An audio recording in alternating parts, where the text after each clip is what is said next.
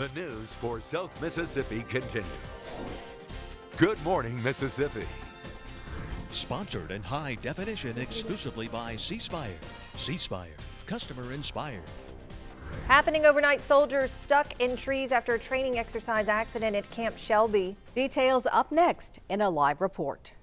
Signs are pointing toward cooler temperatures as we finally move into next week. Breaking now, nearly 24 soldiers recovering after a training accident. Desiree Duncan is live at Camp Shelby with the latest details.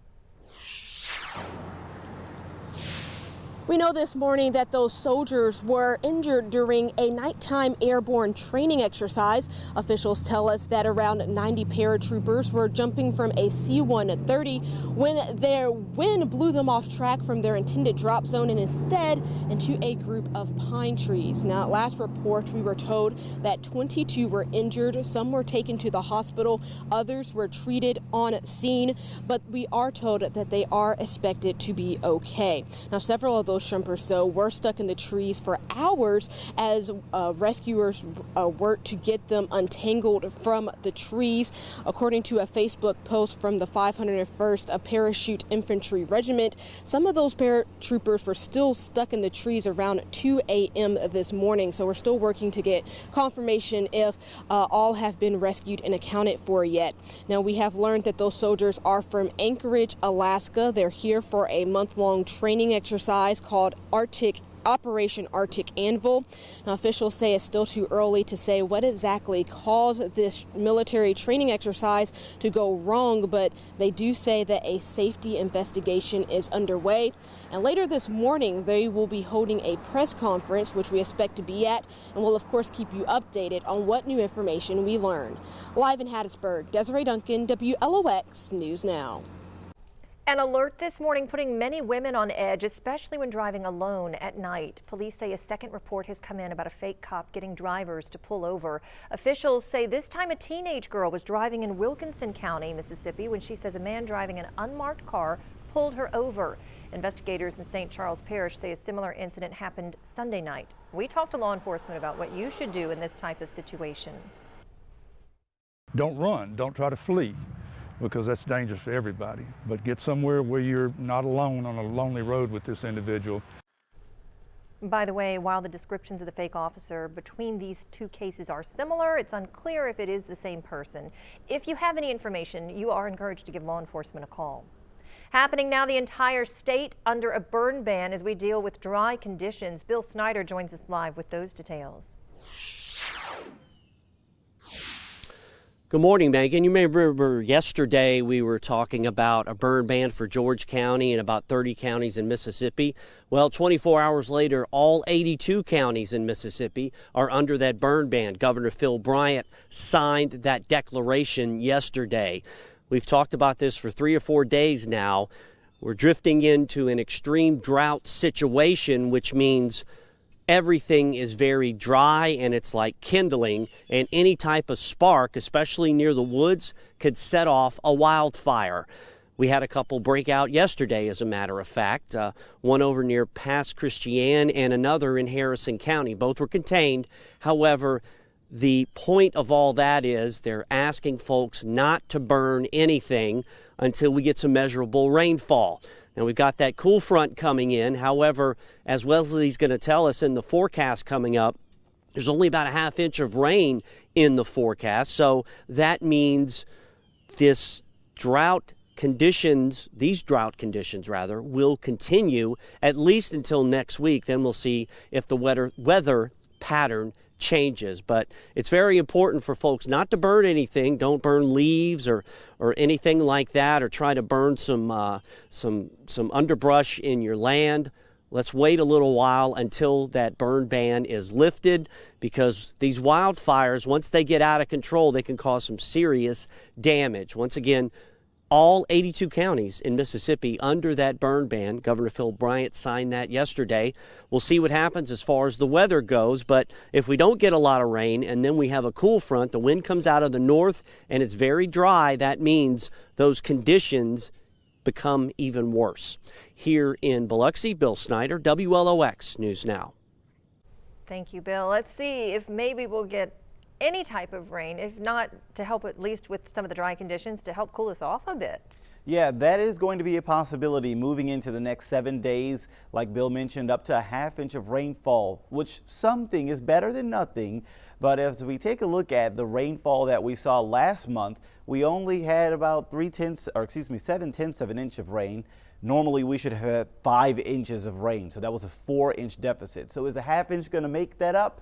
Not a chance. Even as we go into looking at this entire year, normally we'd have 52 inches of rain in our yearly rain bucket, and right now we have 36. That's a 15-inch deficit, so it is very dry, and I don't think that we're going to see this drought situation getting any better anytime soon. This is now 31 days in a row there has been no rain reported at the Gulfport Airport. This year is without peer. That streak has no other tie. It is the greatest streak of its kind on record. We'll talk more about what to expect this weekend with the front coming up. A big talker this morning. People for the Ethical Treatment of Animals now urging Mississippi State to stop using a live bulldog as its mascot. This after an Auburn football player collided with Jack the Bulldog on the sideline Saturday. The dog's reportedly doing well, but has a little bruising on his chin and his leg. PETA released a statement saying, quote, "Be a dog's best friend and end the live mascot program." In your Consumer Watch this morning, the Forever 21 at Crossroads Shopping Center in Gulfport will close as part of the company's bankruptcy plans. That's according to CNBC. The Coast location is one of the nearly 200 stores closing nationwide. Forever 21 is just one in a growing list of retailers seeking bankruptcy protection as they battle online competitors. This morning, we're getting a better idea of some of the sticking points that are keeping General Motors workers off the job during their strike. It's still going on. Tens of thousands of workers have been on strike for weeks now. Sources tell the Associated Press that GM is offering higher wages or bonuses for the next 4 years, but union reps rejected the deal since it pulled too much money from other places. And temporary workers wouldn't get a clear path to full-time employment. Both sides are back at the negotiating table. Developing today, former U.S. envoy to Ukraine Kurt Volker set to testify behind closed doors on Capitol Hill. Volker, who stepped down last week, will be the first to testify after a whistleblower complaint set off a House impeachment inquiry against President Trump. The president again vigorously denying any wrongdoing during his July 25th phone call with Ukraine's president. Well, developing now and next on Good Morning Mississippi, combating gun violence among teens. Gulfport's police chief now taking action. Details on his plan straight ahead.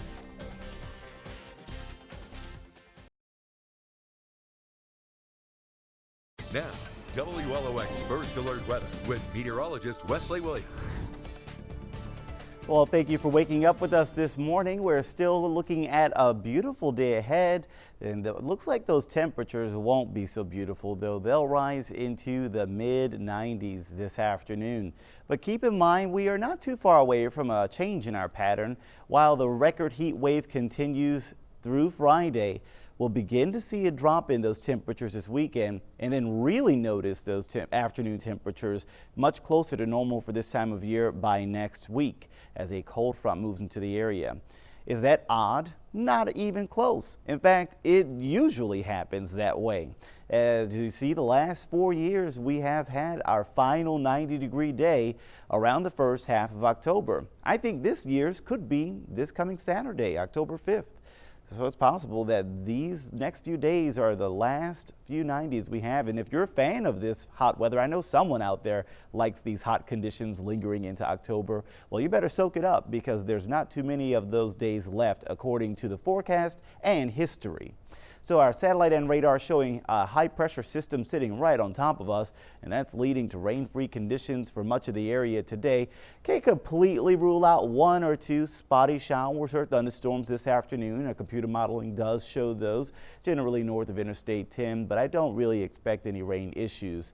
High temperatures again mid to upper 90s, which is 10 degrees hotter than normal and will probably set a new record this afternoon. A light chop in the Mississippi Sound and Marine forecast. Low tide midday, high tide overnight. Our 7-day forecast continuing to track as we move into the next week. A cold front. Before the front gets here Tuesday, we will see a better chance of showers Sunday, Monday, and then after the front passes on Tuesday, we'll notice autumn air moving in with pleasant and crisp conditions Tuesday, Wednesday, and perhaps beyond. Developing now, officials say more charges could be filed as they investigate a shooting in Long Beach. Right now, a teenager is behind bars in connection with Tuesday's shooting on Coral Street. The boy is facing 2 counts of aggravated assault and 1 count of possession of a controlled substance. Police Chief Billy Seal believes that the victim, an adult man, is still in the hospital recovering from multiple gunshot wounds. Authorities say the gun the teen used was his mother's and it was purchased legally.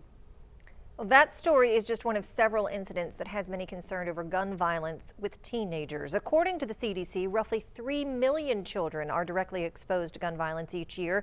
Gulfport Police Chief Leonard Papania is working to lower that number. His department is partnering with USM and the Harrison County Youth Court to create a diversion program for high-risk youth in the hopes of leading teens to a better path. We use the word diversion. It means 2 things. To divert them away from crime, but we have to divert them towards something else. And that's where this group is really doing our homework. We are partnering with the University of Southern Mississippi. They're going to help us in the development of programming and tracking the data so we can really assess, are we effective in what we're doing? And Chief Papania says that's really just one of several programs his department is trying to engage in. Straight ahead on Good Morning Mississippi, Coast Casinos weathered the storm while several others in the tourism industry struggled this summer. We break down the latest gaming industry numbers next.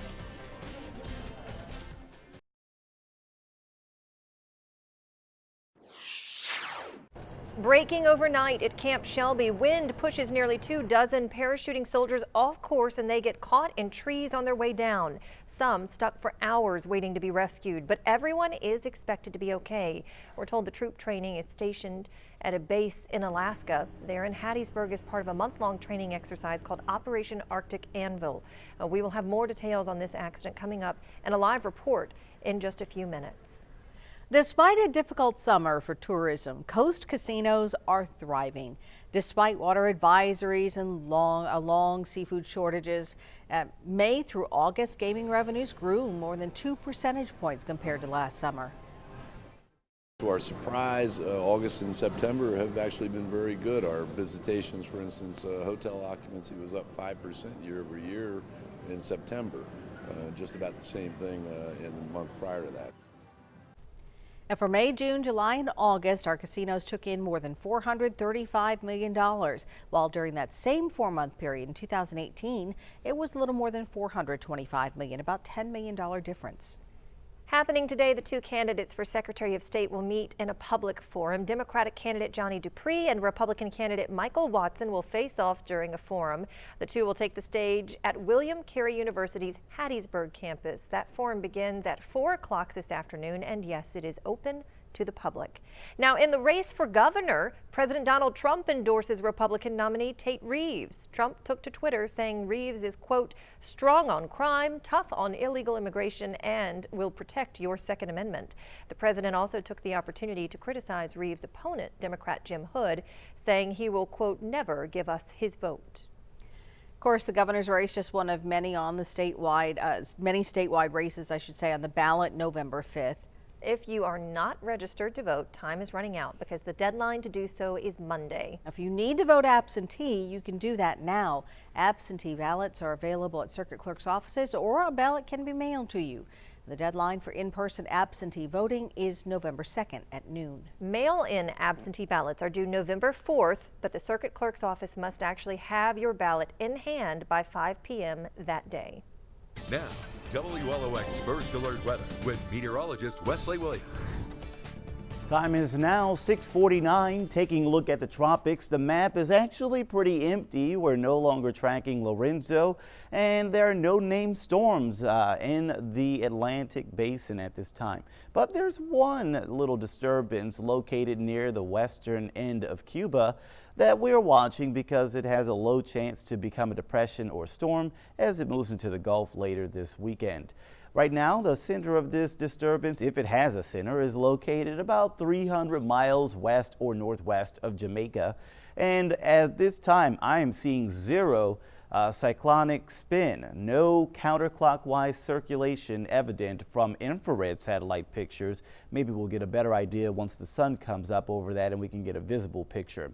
We take a look at the outlook and we see that while it will do absolutely nothing as far as developing today or tomorrow, sometime after Friday, it could become a depression or storm in this general zone near the Bay of Campeche in the southern Gulf of Mexico. Good news for us along the northern Gulf Coast is that any rain that this produces will have absolutely nothing to do with us for the most part. As far as heavy tropical rainfall, those colors in red and purple, those are going to occur mainly over the open waters of the Gulf and perhaps also on top of the Yucatan Peninsula. But as you see up in parts of South Mississippi, we're actually only going to get up to a ½ inch of rain over the next 7 days, and that will be primarily brought on by a cold front. Hurricane season ends next month, and we are beginning to see that decrease in typical tropical activity. We may also see a decrease in our temperatures going into next week. We have afternoons in the 90s now, but afternoons could be in the 80s starting this weekend or next week, and mornings could also fall into the 60s as we go into next week as well. So those are the changes we'll be waiting on in our 7-day forecast. They'll be brought on by a bit of a cold front that moves in on Tuesday, but before that front passes, it could kick up a few showers on Sunday and Monday. Developing overnight and next on Good Morning Mississippi, more than 20 soldiers injured after a training accident at Camp Shelby. What we know so far ahead in a live report.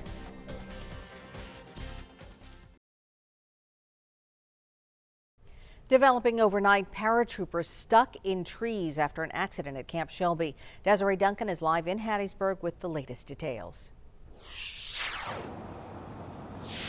Rhonda, nearly 24 soldiers recovering this morning after that nighttime airborne training exercise went wrong. Now, officials tell us that around 90 paratroopers were jumping from a C-130J when the wind ended up blowing them off track from their intended drop zone and blowing them instead into a group of pine trees. Now, several of those soldiers ended up tangled up in the trees, their parachutes tangled up in the trees, and had to be rescued around 2 a.m. this morning, according to a Facebook post from the 501st Parachute Infantry Regiment. Around 4 were still being rescued. We're working to get confirmation if all have been accounted for as of now.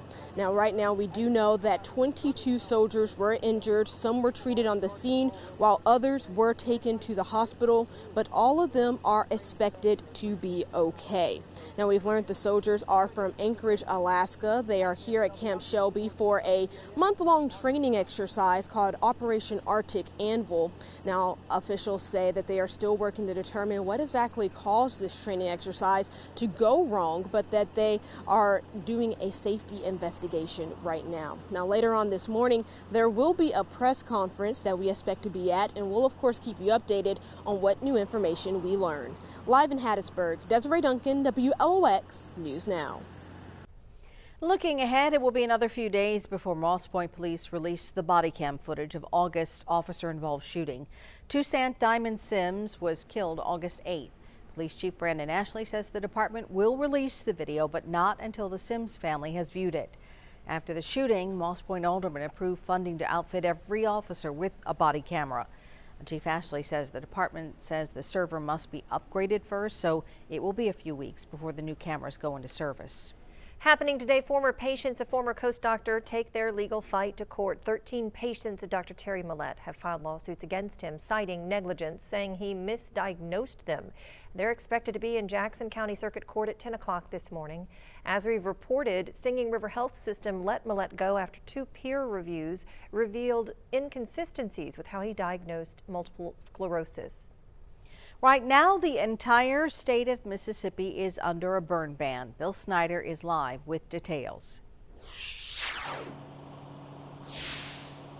That's right. All 82 counties in Mississippi now under that burn ban. Governor Phil Bryant signed that declaration into place yesterday. Those extreme conditions all over the state.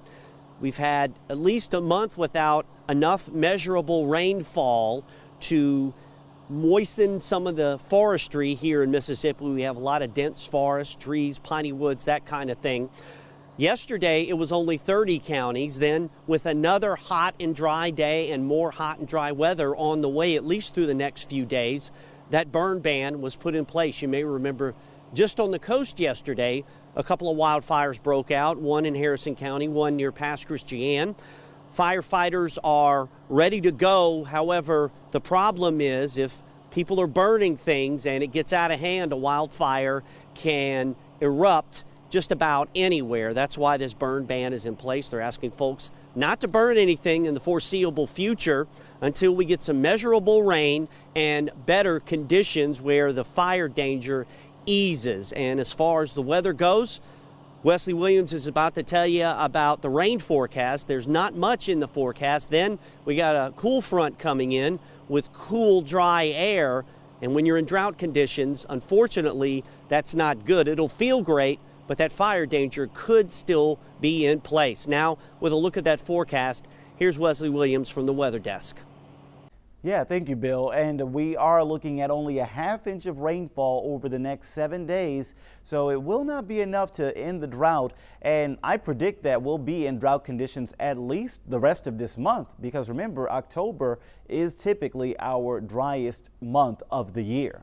Around town, temperatures are in the 70s. It is 74 degrees right now in Wiggins with a clear first alert radar. High temperatures reaching the mid-90s today, which is going to just break more records, like a broken record. Every day we've broken records. Temperatures trending warmer than normal for now, but then looks like they'll be closer to normal as we go into next week. So that'll be what we'll be keeping an eye on and looking forward to in your 7-day forecast, that final change in our pattern going into the weekend.